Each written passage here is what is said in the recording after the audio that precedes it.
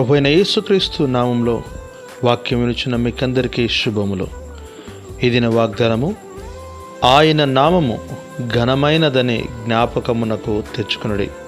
యెషయా గ్రంథం 12వ అధ్యాయం 4వ వచనం. దేవుని వాక్యములో మనము జ్ఞాపకం ఉంచుకొనవలసినవి చాలా విషయాలు ఉన్నవి, కానీ వాటిని మనము మరచిపోయి జీవించు వారంగా ఉన్నాం. వాటిలో ప్రాముఖ్యమైనది యెహోవా నామము ఘనమైనది, అది బలమైనటువంటి నామము.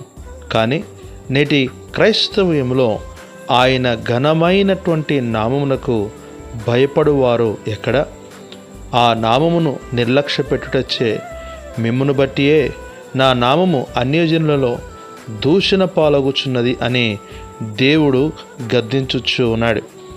నాడు మన పితరులు భయపడిన నామము నేడు మనము నిర్లక్ష్య పెట్టుట న్యాయమా? నాడు యెహోవా నామమును దూషించిన వాడు మరణశిక్ష నొందెను. నేడు మనము కృపాకాలములో ఉన్నాం. దేవుడు ఇంకనూ ఓర్చుకొనుచు ఉండగా రాజులు రాజ్యాలు సైతము భయపడి ఘనపరిచిన యెహోవా నామమును, మన రక్షకుడైన యేసుక్రీస్తు నామమును ఘనపరచి ఆరాధించుదము. ప్రభు నామమునకు మహిమ కలుగునుగాక. ఆమెన్.